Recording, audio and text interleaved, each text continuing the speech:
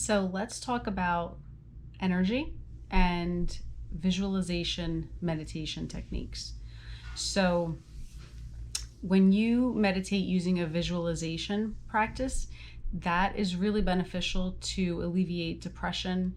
It's very good for altering your mood because the mind can't tell the difference between what's real and what's fake. So if you close your eyes, take some deep breaths, get yourself into a nice relaxed state, and then start to visualize things that you're grateful for, that bring you joy.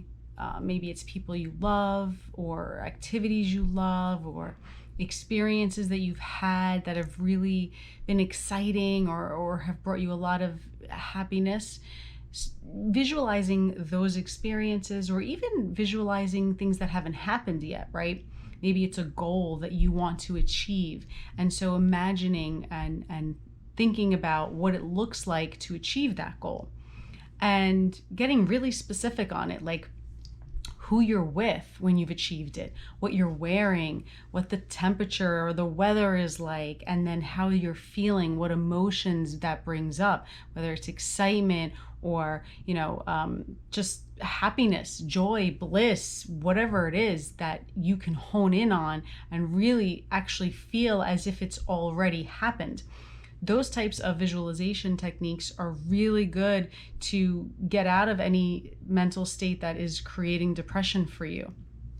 And on top of that, it's also creating a great energy level to manifest. So if you're into the ideas of energy, which I really am, right? Because we're all made of energy. Our body has electric currents running through us, right? And so the energy that you put out is what you attract. It's kind of like if you've ever seen a demonstration of a tuning fork.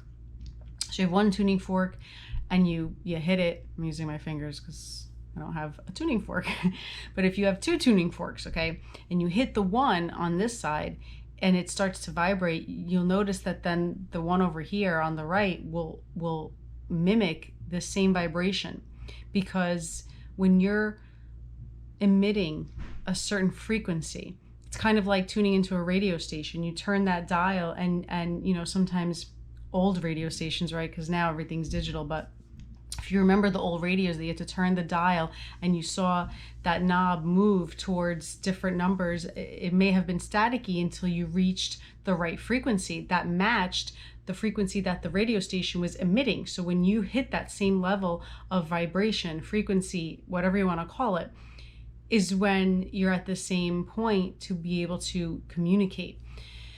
And so that's kind of what's happening when you're living your life or your day-to-day, emitting a certain vibration, a certain energy level, and basically the highest vibration that you can be emitting is one of happiness and love and joy. And that's because if you look at physics, the heart is actually giving off a higher vibration. It's giving off a more powerful energy frequency than your thoughts are. A lot of people who talk about manifestation and that whole law of attraction and all that stuff, it's all about how you're thinking, and your thoughts emit frequencies and energies and you attract that. But physics tells you that the heart is the stronger of the two. So when you're in your heart and you're feeling into those emotions of love and joy, those are putting you at the highest level. And when you put that out, you attract the same. Now, what I want to also tell you about is the idea that keeping your heart and your mind in a coherent state is going to be monumental for this concept. Because if you're ever too much in your head, like, oh, I don't know what I'm going to do, or I can't believe this is happening, or, whatever it is that you're overthinking about. And when you're too much in your head, you're dead, man. You get paralyzed. You've heard all the sayings, overanalyzation creates paralyzation. And when you get in your head, you're dead. And there's so many others. But basically, the truth of it is that when you're too much in your head, it doesn't work. And coincidentally, the opposite is true. When you're too much in your heart, it may also be a little counterproductive, because there is something to be said for when you have a balanced coherence between your heart and your mind. And that is when you're at the most beautiful state. It's when you're the most receptive to the truth and to understanding and to being logical, but also being able to emit empathy and not take things personally or get easily angered or anything of that sort. So there is a huge power in having that connection and that coherence between the heart and the mind. And the best way to do that is to do meditations that allow you to breathe into your heart and just think of all the things that bring you joy. I like to put my hands on my heart sometimes and actually feel my heartbeat and take a moment to be as present as possible with my heart right now and just breathing into it. And when I say breathing into it, I just mean breathing deeply as I'm feeling my heartbeat, as I'm recognizing the energy that's coming from my heart that beats all the time, whether or not I realize it or pay attention to it.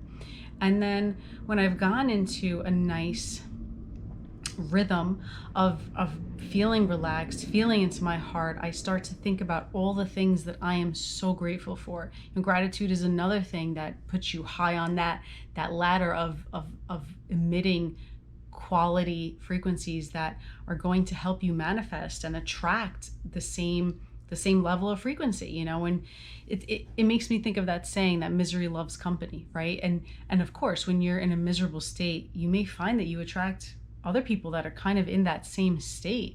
And also the same happens in the opposite way. When you're really emitting such a love and an understanding and appreciation and things don't bother you as much as other people allow things to bother them, or you're not easily angered. Instead, you can understand that it's not personal and recognize that people are all in their own heads, living their own lives according to their own beliefs that have been shaped by their own experiences. You start to recognize that there's a bigger thing going on here. There's a bigger picture. And when you have that awareness, it's usually because you've been practicing meditation and you've connected deeper with yourself, but it's also because you're living at a frequency that is pure love and understanding and mixed together with your mind, but you're not overly in either one. So I've kind of just gone on a rant here, but basically it's hard to talk about one without the other, because when you talk about visualization techniques, they're so powerful because, like I said, the mind doesn't know what's real and what's fake. It's just like if you've ever thought about something from the past that was upsetting for you, you can easily find yourself getting upset about that. If you delve deep enough into it and you allow yourself to really remember those details, you can easily feel those emotions. And the same is said for imagining your future. And that's where these ideas of creating your reality and manifesting the future that you want becomes more attainable, because you can recognize and see as soon as you begin to practice these techniques, you'll see the results and you'll start to feel it. And then you'll totally recognize how impactful it is to use these practices. So that's all I have to say about that. But send me a comment or on this post or this video, wherever you're watching this right now. And I would love to hear your feedback. And I would also love for you to give this a try. And when you do, remember that, like anything, the more you practice, the easier it becomes, the better you get at it.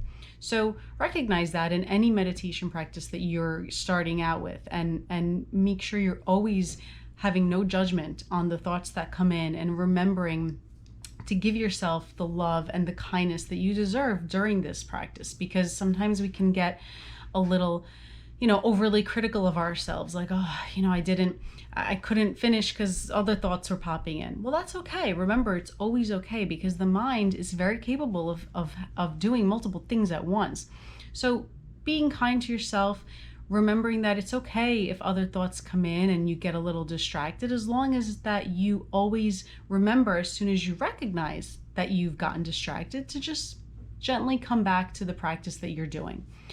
And know that it's always going to be a process that you work towards. Everything is a journey, but knowing that you've gone so far from where you started, and that's what it's all about, is recognizing the progress that you make and noticing the benefits that are coming from it. So with that, I hope you have a great day, and I can't wait to hear your feedback.